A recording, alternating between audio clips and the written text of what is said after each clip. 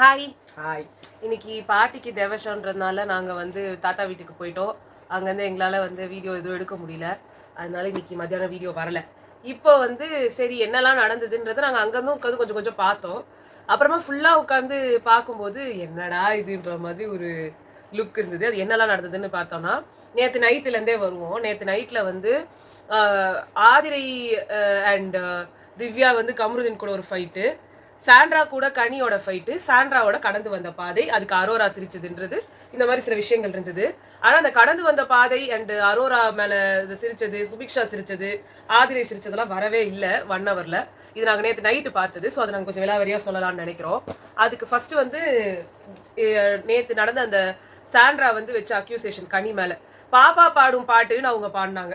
அது ஏன் பாப்பாவை வச்சுதான் நீங்க பாடினீங்க அப்படின்னு சொல்லி அவங்க வந்தாங்க. அதுக்கு சுபிக்ஷா கூட சொல்லியிருந்தாங்க, எம்மாடி ஆத்தாடி பாட்டு பண்ண என் அம்மாவை ஏன் இழுத்தீங்கன்னு கேட்பாங்க அவங்க அப்படின்னு. அந்த நிலைமையில தான் சாண்ட்ரா இருந்தாங்க.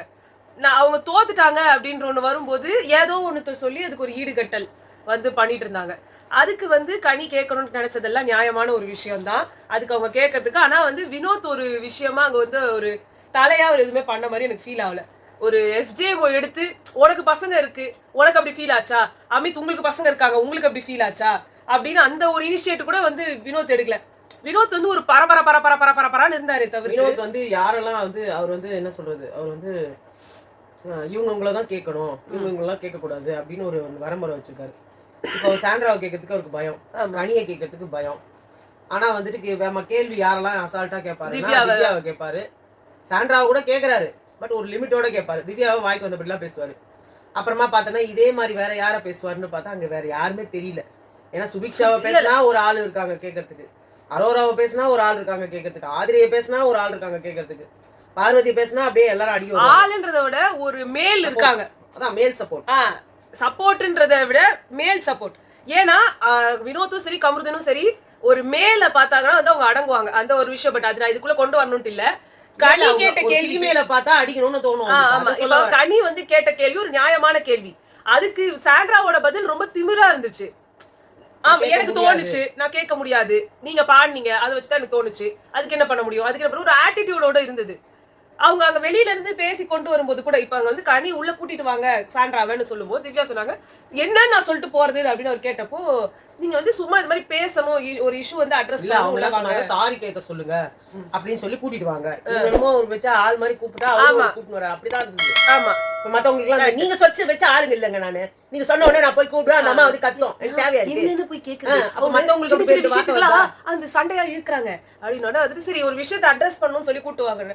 என்னமா நீ என்னமா அவங்க கூட்டு வரதே அப்பயும் அவங்க வந்து சொன்னாங்க, இல்ல இந்த மாதிரி ஒரு ஏதோ எல்லாரும் சேர்ந்து பேச போறோம், அந்த மாதிரி இஷ்யூ அட்ரஸ் பண்ண போறோம்ன்ற மாதிரி சொல்லிட்டு கூட்டுவாங்க. ஏன்னா திவ்யாண்டாலே ரைஸ் பண்ணிக்கலாம், ஒன்னும் தப்பு கிடையாது. அதுக்கு மெயின் காரணம் யாரு, அதுக்கு மெயின் காரணம் யாரு, அந்த மாதிரி அவர் மனசுல விதைச்சது யாரு, அமித், கமருதீன், பார்வதி, சாண்ட்ராவே. சோ இப்படி எல்லாரும் சாண்ட்ரா வந்து கமருதீன் தான் ஃபர்ஸ்ட் ஸ்டார்டிங். அவர் வந்து என் கூட வேலை பார்த்துக்குது, அதை போட்டு அடிக்கலாம், வா அடிக்கலாம் அப்படின்னு வந்து இறங்குனாரு. அந்த பேச்சு பேசினார். பட் அந்த அளவுக்கு அவர் விகரசா போனதுக்கு முக்கிய காரணமே அமித்தும் பார்வதியும். ஆமா, இதுல பார்வதியோட பங்கை விட எனக்கு அமித் பங்கு பயங்கரமா தெரியும். அது அமித்துன்றத நாம அடுத்து வருவோம். அடுத்து இவங்க சாண்ட்ரா உள்ள வந்து இந்த பேசின பேச்சுக்கெல்லாம் இங்க சண்டை நடந்துட்டு இருக்கும் போது இவங்க கனி கேட்ட கேள்விகள் ஒன்னொன்னும் கரெக்ட். உங்க பிரம்மைக்கு உங்க மைண்டுக்கு தோணுன விஷயத்துக்கெல்லாம் வந்து நாங்க வந்து பலிகாடு ஆக முடியுமா, நீங்க நினைக்கிறதுக்கெல்லாம் நான் ஆளாக முடியாது, உங்க கற்பனைக்கு நான் ஆளாக முடியாது அப்படின்லாம் அவங்க கேட்ட கேள்விக்கெல்லாம் வந்து அவங்க சைடு பதிலே இல்லை. அதனால அந்த திமிர் பேச்சுலாம் வருது சாண்ட்ரா சைட்ல இருந்து.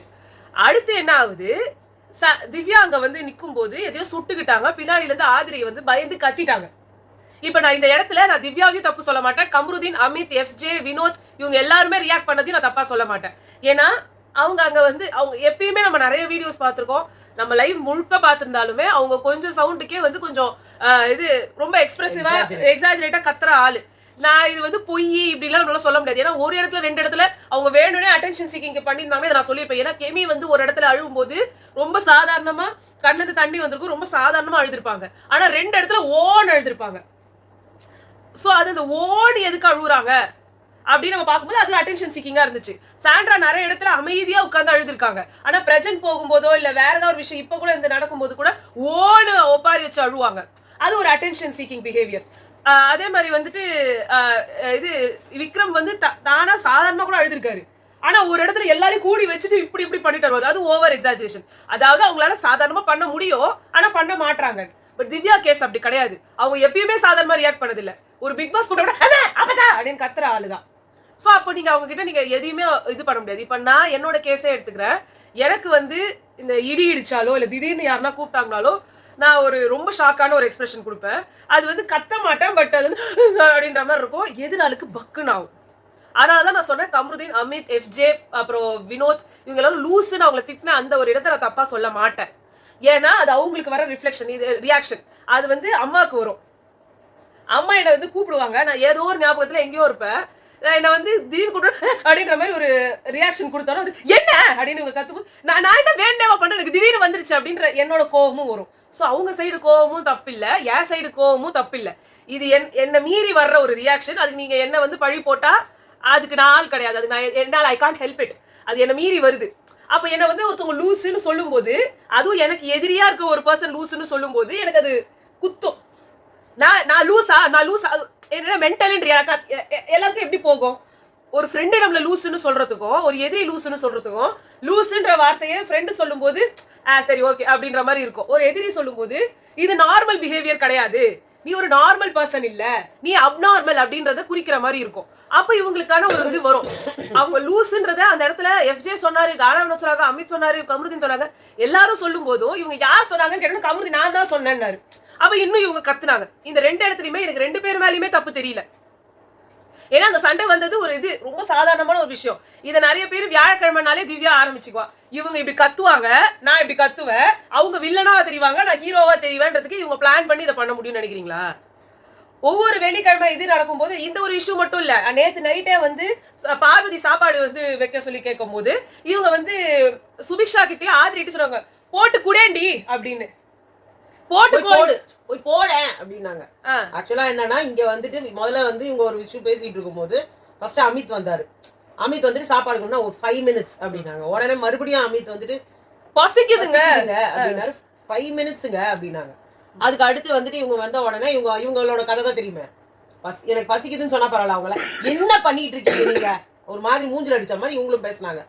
ஆனா அது யாருமே வெளியில சொல்லல. ஆமா, சுபிக்ஷால இருந்து, அரோரால இருந்து, ஆதிரையில இருந்து, அங்க இருக்கிற எல்லாருக்கும் பிரச்சனை என்னன்னா பார்வதி கேட்டா சாப்பாட, அதனால இவளுக்கு கடுப்பு, அதனால போய் போடு அந்த அப்படிங்கிற மாதிரி ட்ரீட் பண்ண மாதிரி அவங்க மாத்திட்டாங்க. சொல்லக்கூடாது. ஆனா இவங்க தான் அப்படி சொன்னாங்க. என்னங்க நீங்க இப்படி சொல்றீங்க அப்படின்னு இவங்க ஒரு வார்த்தையை கேட்டாங்க. அப்பதான் போய் போடு அப்படின்னு அவங்க சொன்னாங்க. இதுல சுபிக்ஷா அப்படியே மாத்திட்டாங்க. ஆதிரையும் சுபிக்ஷாவும் போய் போட்டுக்கோ நீ அவங்கள சொன்னேன். அத பார்வதியே தெரியவா என்ன போட்டு குடுன்னு சொல்றாங்க, போட்டு குடுன்னு சொல்றாங்க. நான் போட்டுக்கவா அப்படின்னு கேட்டாங்க அவங்க. நானே போட்டு சாப்பிட்டுமா அப்படின்னாங்க. போடு போ அப்படின்னு ஆதிரி போட்டு குடேண்டி அப்படின்னாங்க. எனக்கு வந்து இந்த இடத்துல இது இவங்க சுபிக்ஷா அவங்க ரொம்ப ரூடா பேசின மாதிரி இருந்தது. நேத்து உட்கார்ந்து அவங்க ஒரு ஒப்பாரி வச்சாங்க. தேவையே இல்லாம விக்ரம் சாதாரணமா சொன்ன வார்த்தைக்கு ரூடா இருக்குதுன்னு போய் வரல. நீ வந்து அரோரா அளவுக்கு அவ ரொம்ப ஷ்ரூடா இருக்கா, ரொம்ப இன்டெலிஜென்ட்டா இருக்கா, டாப் 5ல வர மாட்டேன்னு சொன்னாராம். அதுக்கு உட்கார்ந்து அதுக்கு அப்படி மட்டும் இல்ல உட்கார்ந்தா அப்படின்னு அழுதாங்க.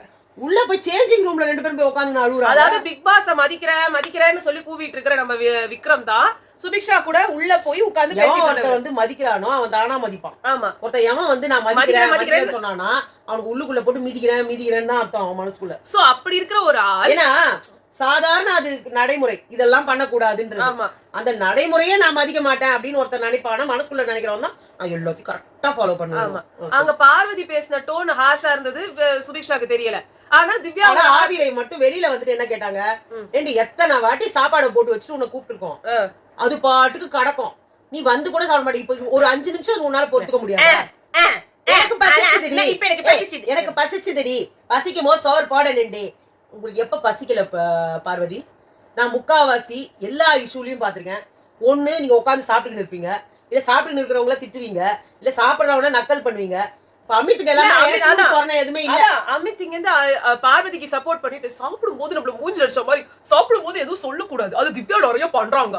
நீங்க உங்க கோர்ட்ல ஜட்ஜ்மெண்ட் முடிச்சுட்டு வந்துட்ட உடனே உங்க பக்கத்திலே உட்கார்ந்து இந்த பார்வதி சொன்ன வார்த்தைகள் தான் ஓ சார் நம்ம எல்லாருமே சாப்பிட்டுட்டு போயிருக்கணும், பசிச்சிச்சு போல, அதனால ஜட்ஜ்மெண்ட் சீக்கிரமா முடிச்சுட்டு வந்துட்டாருன்னு சொன்னாங்க.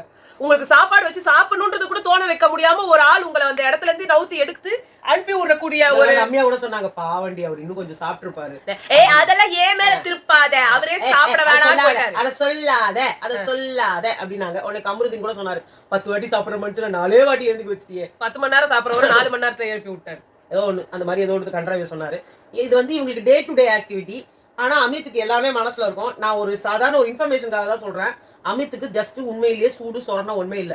ஆமா, இருந்தா இவர் திருப்பி போய் அந்த கும்பல்ல போய் உட்கார மாட்டாரு. இல்ல அவர் நல்லா யூஸ் பண்றாரு. அத நான் வரேன். இப்ப சாண்ட்ரா யூஸ் பண்றவர்ல போடும்போது சாண்ட்ரா கிட்ட இருந்து வாயில இருந்து வார்த்தையை வாங்குறத தான் திருந்தவங்க சொன்னாரு. இதே மாதிரி அதே சாண்ட்ரா என்ன சொன்னாங்க அவங்க கிட்ட, அன்னைக்கு ஃபர்ஸ்ட் பெர்ஃபார்மர் வரும்போது பார்க்கத்தானே எல்லாரும் முகத்திரை கிழியும்னாங்க. அதாவது அமித்தோட போற இந்த காளியோட ஆட்டத்தை முகத்திரை கிழிஞ்சிருச்சு நம்மளோட அமித்தோடது. அது மட்டும் இல்லாம திவ்யா வந்து இவங்கள பெஸ்ட் பெர்ஃபார்மர் கொடுப்பாங்கன்னு இவங்க நினைச்சு இவங்க பெஸ்ட் பெர்ஃபார்மர்ல கொடுத்தாங்க. ஆமா, ஆனா அவங்க குடுக்கல. நல்லவ, அவர் ரொம்ப கெட்டவங்க. ஆனா திவ்யா இவங்கள பெஸ்ட் பெர்ஃபார்மர்ல குடுக்கல. அந்த லாஸ்ட் 2 வரும்போது வேற வழியே இல்லாம இவங்கள சொன்னாங்களே தவிர்த்து அது வரல. அதே மாதிரிதான் அமித் இவரு நம்ம பார்வதி வந்து கம்ருதீனை வந்து நான் யூஸ் பண்ணிட்டு தூக்கி போடுறேன் அப்படின்ற மாதிரி இவங்க கிட்ட சொன்னதை எடுத்துட்டு வந்து அங்க கம்ருதீன் கிட்டே போட்டு கொடுத்தாரு. சோ அதாவது இவர் கிட்டத்தட்ட இந்த குரூப்லயே கலகம் உருவாக்கணும்ன்றதை ஏதோ ட்ரை பண்றாரு. ஆனா லூஸ் மாதிரி மாட்டிக்கிறாரு. ஏன்னா செய்யறது உருப்படியா செய்யணும். அதனால வர வேணாம். ஓகே, இது நேத்து நடந்த பிரச்சனைக்கே திருப்பி வருவோம். நேத்து நைட் இஷ்யூதே இவ்வளவு நீளுது. அடுத்தது வந்து கடந்து வந்த பாதையில வந்து அதமா விட்டுட்டியே நீ கமருதீன் சொன்ன வார்த்தை பொன்மொழிகள் எல்லாம். அதான் லூசுன்னு சொன்னதுக்கு அது மட்டும் இல்ல. அதுக்கப்புறம் என்ன சொன்னாரு, அவங்க என்ன சொன்னாங்க, இந்த மாதிரி எல்லாம் பேசுற வேலை எல்லாம் உனக்கு இது மாதிரி தானே உனக்கு பேச தெரியும் அப்படின்னு ஒண்ணு சுபிக்ஷா இதுக்கு கத்துறீங்க அப்படின்னாங்க. ஒண்ணு இல்ல, இப்ப தெரியுதாம்மா எவ்வளவு பயமா இருக்கு இல்லம்மா. அவர் உடனே ஒரு ஒரு தங்கச்சி மோடுக்கு போயிட்டு வரணும். இப்படி எல்லாம் பண்ணா மனுஷன் வாழ முடியுமாமா? பயமா இருக்குமா? எனக்கு பயமா இருக்கு. எனக்கு என்னமோ அங்க பெரிய ஆக்சிடென்ட் நடந்து திவ்யா தான் ஏதோ கொளுத்தின்னு செத்து போயிட்டாலும் என்னமோ அப்படி நினைச்சா மனசுல அப்படி நினைச்சவளுக்கு கடைசியில அது நினைக்கவே இல்லை. எதுக்கு இந்த வார்த்தையை நான் சொல்றேன்னு சொல்லிட்டு எல்லாரும் கோவ கூட படுவாங்க. அவன் அப்படி என்ன சொல்லிட்டான்னு அவர் இன்னைக்கு சொல்லி இருந்தாரு. அந்த ஒரு வார்த்தையை சொல்லிடுறேன். பார்வதி கிட்ட சொன்னாரு, நீயோ நானோ தலையாயிட்டோம்னா அடுத்த நிமிஷமே சுத்தி முத்தி பார்த்துட்டு சூசைட் பண்ணி அங்கேயே செத்துருவாங்க திவ்யா. இதுவும் அவர் சொன்ன வார்த்தை தான். இந்த அளவுக்கு இவர் இவ்வளவு திங்க் பண்ண வேண்டிய வேலையே இல்ல. கம்ருதீனுக்கு வந்து திங்கிங் எல்லாமே கொலை, ஆசிட் எடுத்து ஊத்திடணும், கத்தி எடுத்து குத்திடணும், சூசைட் பண்ணி செத்துடணும், சூசைட் மாத்தி பண்ணி செத்துடணும், ஏதாவது ஒரு லாரி வரும்போது அது முன்னாடி போய் விழுந்து செத்துடணும், அதாவது மண்டை அடிபட்டு செத்துடணும். ஒரு கண்டஸ்டன்டா வந்து அங்க போயிட்டு ஏதாவது ஒரு டாஸ்க் நடந்ததுன்னா அங்க காலால அடிச்ச உடனே அவங்க மண்டையில உழுந்து அடுத்த நிமிஷம் அன்கான்சியஸ் ஆகி கோமால போய் செத்துடணும். அதாவது கம்ருதீன் வந்து வாழ்க்கையோட குறிக்கோள் வந்து அந்த கண்டஸ்டன்ஸ் எல்லாரும் செத்துடணும். அந்த அது வந்து ஒரே மாதிரி சாவக்கூடாது. ஆமா, வேற மாதிரி. கும்னாம் ஹே கோய் ஒரு படம் இருக்குது, கும்னாம் படம். அந்த படத்துல ஆக்சுவலா நீங்க அது உங்களுக்கு தெரியாது அப்படின்னா and then they were none அப்படின்ற அகாதா கிறிஸ்டியோட புக். அது அகாதா கிறிஸ்டி புக் எல்லாம் உங்களால படிக்க முடியாது. நான் சொல்றதை கேளுங்க. இந்த பொண்ணு பைத்தியம் மாதிரி வளரும் ஏதாவது ஒண்ணு. அந்த புக்கெல்லாம் நம்மளால படிக்க முடியாது. நான் சொல்றேன் கும்னாம் ஹே கோய் ஹிந்தி படம் மட்டும் அவங்களால பாத்துறோம். அதுதான் கதையை சொல்றேன்ல நானு. அந்த கதையில என்னன்னா நீங்க நான் சொல்றதை பார்த்துட்டு நீங்க போய் பாத்தீங்கன்னு வச்சுக்கோங்களேன், உங்களுக்கு ஃபுல்லா புரிஞ்சிடும் படம். ஒருத்தன் எல்லாரையும் கொலை பண்றான். 10 பேர் இருக்காங்க, 10 பேரும் செத்து போறாங்க. கண்டஸ்டன்ட்ஸ் மாதிரி. ஆமா, ஆனா அந்த 10 பேர்ல ஒருத்தன் தான் இந்த எல்லாரையும் கொலை பண்ணவன். அந்த கொலைகாரன் யாரு? அதுதான் அந்த படம். கும்னாம்னா என்ன மீனிங்? கும்னாம்னா தெரியாத அன்னோன் பர்சன். அன்னோன் யாரா அந்த ஆளு? சேர்த்து படிச்சா அன்னோன்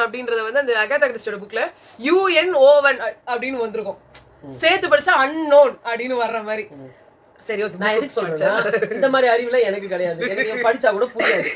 ஆனா படத்துல விஷுவலைஸா பார்த்தா புரியும். அதனால நான் சொல்றேன், இந்த மாதிரி அறிவா இருக்கிறவங்க புக்கை வாங்கி படிங்க.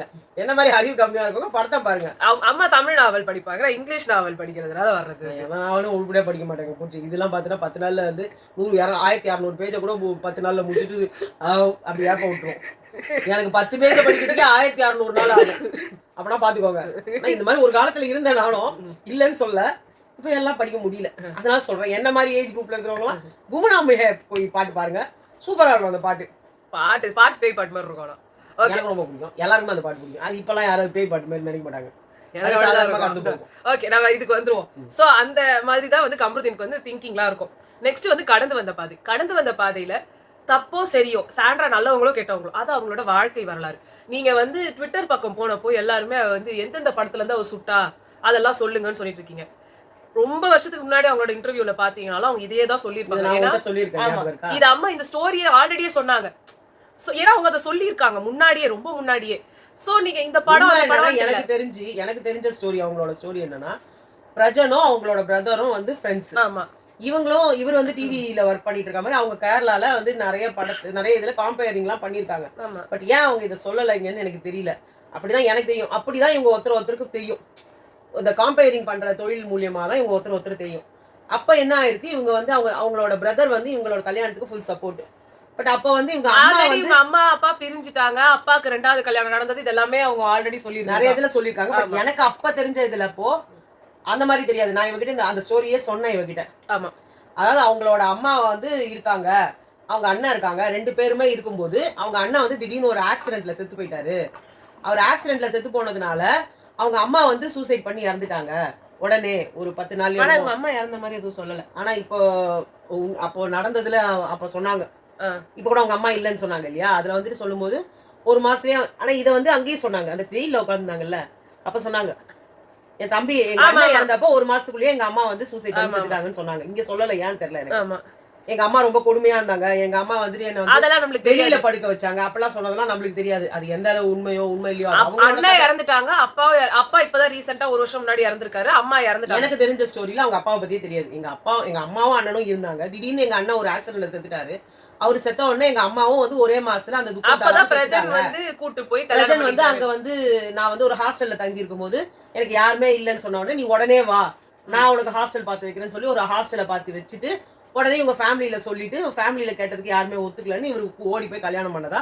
அப்போ நான் சொல்றது இப்ப இல்ல, எப்பயோ கதை அது. அதனால அது பொய் கிடையாது. சோ இந்த ஸ்டோரி நடக்கும்போது விக்ரம் தூங்கிட்டாரு. அவர் என்ன தூங்கலன்னு சொன்னாரு. ஆனா இப்படி வச்சு நான் சொல்லும் போது அது கதையில நான் உங்க மூஞ்ச பாக்கணும், உங்க கேவலத்தை பார்க்கணும் ஏதோ சொன்னாங்களாம் அவங்க. உங்க மூஞ்ச கூட எனக்கு பார்க்க பிடிக்காது ஏதோ சொல்லி சொன்னாங்க. அதனால அவர் வந்து மூஞ்சில கூடி போட்டுக்கிட்டு கவுந்து வச்சுக்கிட்டு கேட்டுட்டு இருந்தாராம். அது என்னமோ தெரியல. அரோராக்கு சிரிப்பு வந்துருச்சு. கடகடன் எழுந்து பாத்ரூமுக்கு போனாங்க. சுபிக்ஷா பின்னாடியே போனாங்க. அப்புறம் ஆதிரை போனாங்க. இது எப்படி இருக்கும்? ஒருத்தவங்க கதை சொல்லிட்டு இருக்காங்க, அவங்களோட வாழ்க்கையை சொல்லிட்டு இருக்காங்க. விக்ரமே இவ்ளோ கேவலமா பண்ணுமா? ஒருத்தவங்க உங்களை கேவலமா பண்ணாங்க, ஓகே, அவங்க உங்களை கேவலமா தான் சொல்றாங்க. நான் அது தப்புன்னு சொல்ல வரல. இல்ல நீங்க டிக் ஃபார் டாட் பண்றீங்க. அப்ப நீங்க என்ன யாருன்னு ப்ரூவ் பண்றீங்க? அப்பனா அவங்கள போய் நீங்க சொல்றதுக்கு இருக்கு. எனக்கு அரோரா வந்து எனக்கு அந்த வீட்ல நிறைய பேர் மேல அந்த பிரச்சனை இருக்கு. எல்லாரும் ஒருத்தவங்கள சொல்றாங்க. அரோரா அட்லீஸ்ட் ஒரு அக்கௌண்டபிலிட்டி எடுத்தாங்க. நான் பண்ணது தப்பு, எனக்கு யாரா பண்ணிதான் எனக்கு ரொம்ப கோவம் வந்திருக்கும், கேவலம் ஏதோ ஒண்ணு சொல்றாங்க. எனக்கு அது ரொம்ப பெரிய கேவலமான தப்பு. அது இவங்க கேவலமானவங்க தான் அரோரான்றவங்க வந்து அரோரா. ஆனா எனக்கு இத விட கோவம் எம்ப்ரூதின் இவங்க 3 பேரும் பார்த்தனா ஏன் அப்படி செய்றாங்கன்னு தெரியாது. எனக்கு இத விட பெரிய கோவம் யார் மேலனா சுபிக்ஷா மேல வந்தது. சுபிக்ஷா மேல எனக்கு அப்படி அறையலாமான்னு இருந்தது. தேவையே இல்லாம நீ ஒண்ணுமே இல்லாத விஷயத்துக்கு நீ அழுவுற. அவங்க எப்படிப்பட்ட கெட்டவங்களா கூட இருக்கட்டும், உனக்கு சிரிக்க ரைட்ஸ் என்ன? உன்னை பேசுனாங்கன்னு சொல்லிட்டு நமக்கெல்லாம் அவ்வளவு கோவம் வருது.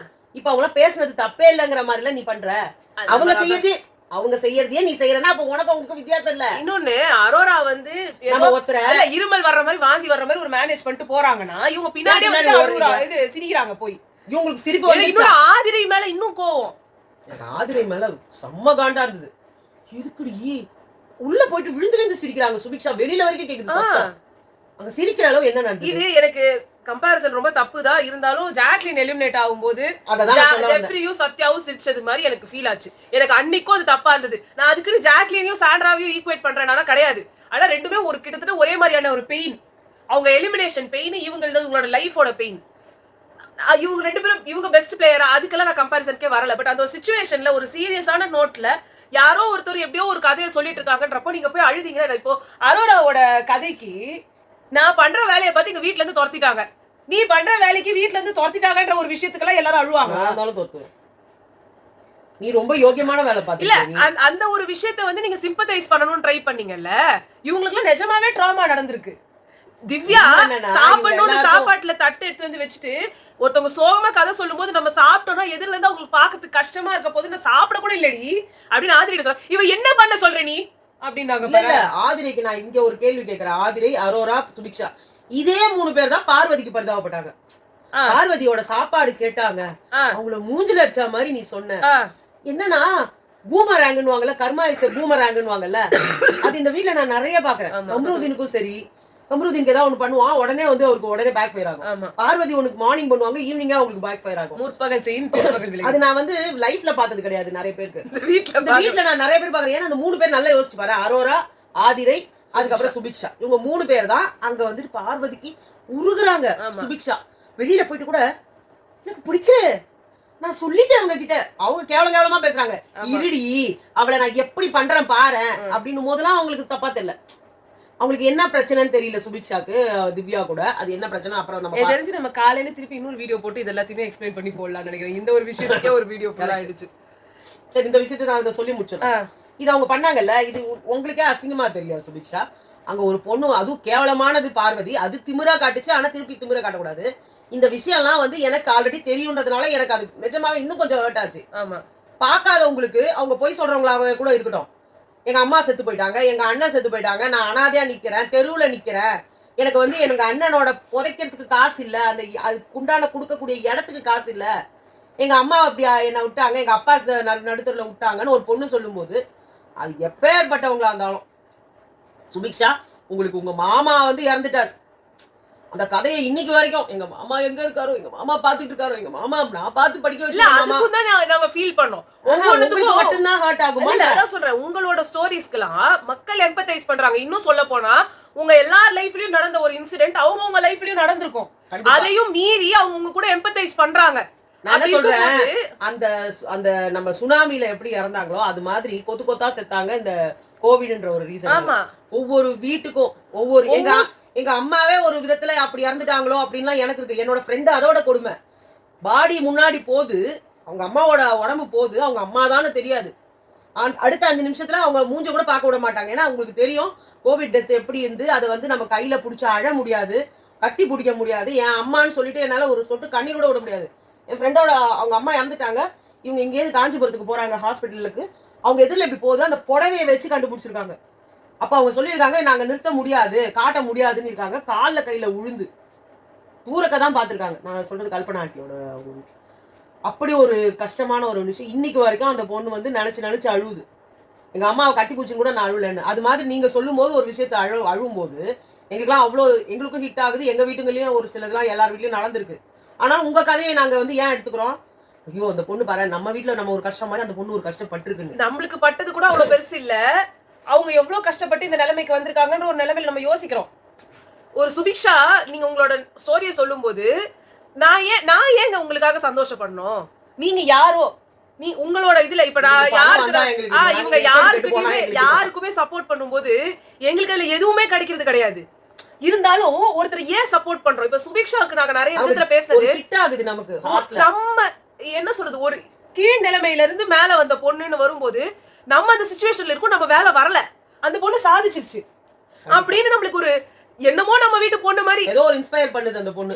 இப்போ ஒரு திவ்யா எடுக்கும்போது 10 வருஷமா அவங்க இண்டஸ்ட்ரியில இருக்காங்க, எல்லாமே இருக்கும்போது ஒரு சில ட்ரெய்ட்ஸ் நான் எல்லாருலயுமே நான் அந்த ட்ரெய்ட்ஸ் பார்ப்பேன்.